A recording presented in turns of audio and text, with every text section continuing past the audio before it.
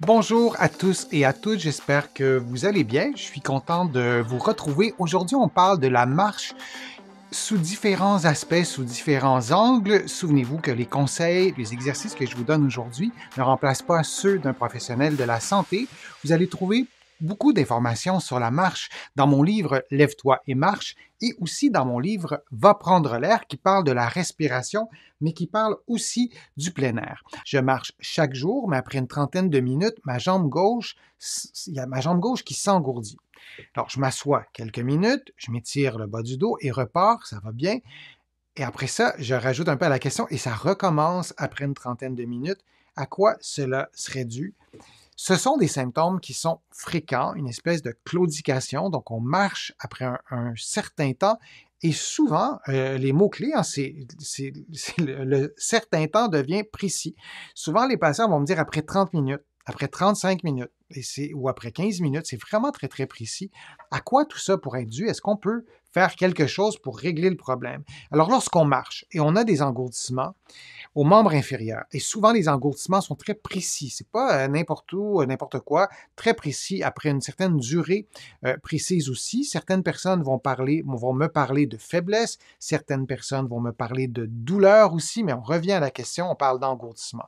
Ça peut être une hernie discale, je vais vous montrer des images après, une sténose spinale, la maladie artérielle périphérique. J'ai mis un petit astérisque parce qu'il y a d'autres symptômes, ça peut différer, mais allons-y rondement. Donc, on a ces trois possibilités-là et ça peut être autre chose aussi. Alors, je ne sais pas une liste exhaustive, j'essaie de circonscrire un peu le propos, mais on retient trois principales causes que je viens d'énumérer. Donc, on a un disque intervertébral qui est le disque sur mon écran, moi c'est turquoise.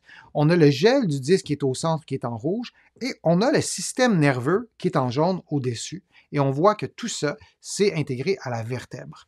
Et la hernie discale, c'est ce que vous voyez à droite. On a donc un déplacement du noyau qui va comprimer une racine nerveuse qui, sur l'illustration, devient rouge. Et donc, cette compression-là peut causer un engourdissement aux membres inférieurs très précis, très localisé, pourrait aussi causer de la douleur, d'autres problèmes, mais il arrive qu'on sente surtout un engourdissement. Parfois, il peut y avoir de la douleur au dos, des tensions, mais bon, c'est des symptômes qu'on peut voir. Alors, si on regarde maintenant sous un autre plan. Donc là, on ne voit pas la colonne, c'est-à-dire on n'a pas le même plan que l'illustration précédente, mais on a une compression nerveuse et on pourrait avoir notamment des engourdissements aux membres inférieurs. Et selon l'endroit, selon la racine qui est comprimée, qui est irritée, on aura des symptômes qui seront situés à des endroits précis. Le but de mes explications d'aujourd'hui, c'est pas de définir exactement à quel endroit, mais on peut avoir ce symptôme-là. On peut avoir une sténose spinale. Alors là, on a les vertèbres, on a le disque, et vous voyez à gauche et à droite qu'on a une usure qui fait en sorte, en fait, il y a une, laissez-moi juste faire un petit quelque chose ici, il y a eu une inversion. Euh, donc, on a un canal qui est normal et on a une sténose spinale de l'autre côté. Alors, si on regarde l'illustration, on voit qu'il y a une sténose spinale à gauche, il y a beaucoup moins d'espace et on a un canal spinal normal à droite. Et donc, il y a un rétrécissement du canal spinal dans lequel passe le système nerveux, la moelle épinière. Et allons-y comme avec cette explication-là simple pour aujourd'hui. On a moins d'espace pour que le système nerveux puisse passer à travers les vertèbres dans le canal spinal. Il y a d'autres endroits aussi dans la vertèbre où il y a une partie du système nerveux qui traverse ces espaces-là. Donc, lorsqu'on est debout, tout le monde, qu'on ait une sténose spinale ou pas, il y a un peu moins d'espace que lorsqu'on est, par exemple, par terre, courbé, penché. Et lorsqu'on est debout, il y a moins d'espace. Et si en plus on a une sténose spinale, il y a encore moins d'espace et on peut ressentir des engourdissements. Alors ça, c'est la sténose spinale. Et dans un contexte de sténose spinale, souvent, on va avoir un engourdissement ou une douleur qui apparaît après une période, un nombre de minutes, des fois très, très précis. On s'assoit. Pourquoi, lorsqu'on s'assoit, la douleur s'en va? Je vous le disais, parce que lorsqu'on est penché, lorsqu'on est, je ne sais pas si vous dites ça dans votre coin de pays, en petit bonhomme, lorsqu'on est courbé, il y a plus d'espace dans le canal spinal. Donc, lorsqu'on est assis, il y a plus d'espace dans le canal spinal. le nerf se rétablit, disons, et lorsqu'on se remet à marcher, debout, il y a moins d'espace, et après le même délai, la douleur va souvent revenir. Alors ça, c'est la sténose spinale.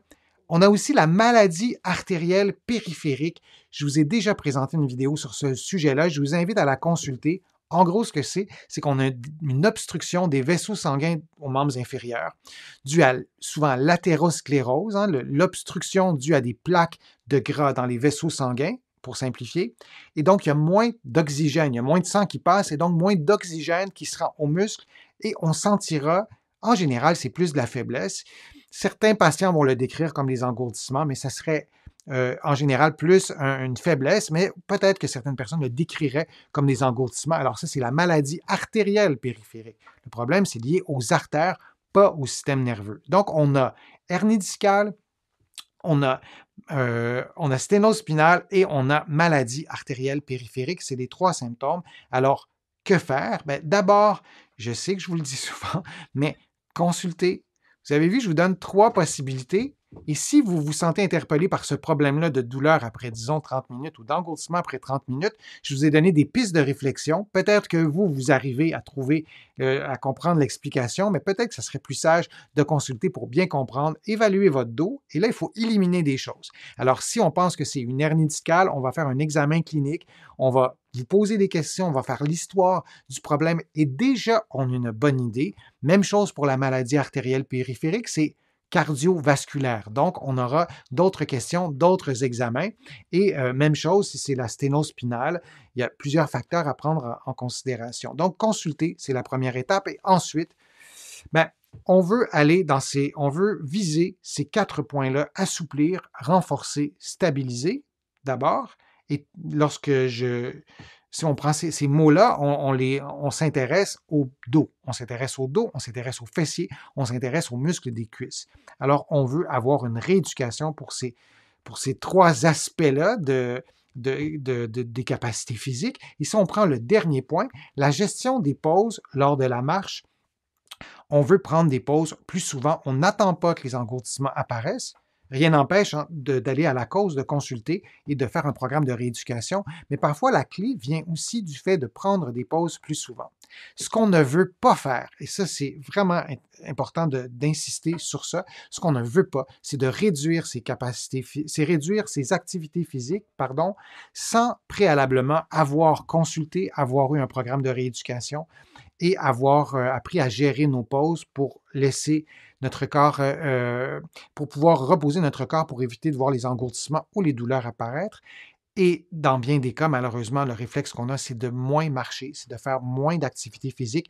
Il y a un déconditionnement et ce déconditionnement-là, souvent, contribue au problème, alors l'engourdissement ou la douleur apparaît de plus en plus vite. Il faut faire l'inverse. Si je vous parle de maladie artérielle périphérique, le 3e élément que je vous proposais, il y a des études qui ont démontré qu'un programme de rééducation améliore beaucoup la situation, améliore les symptômes, repousse ou allonge, disons, la durée pendant laquelle on sera confortable. Alors, vraiment, ces 3 éléments-là sont intéressants et vraiment, on veut tout faire pour ne pas réduire ses capacités physiques.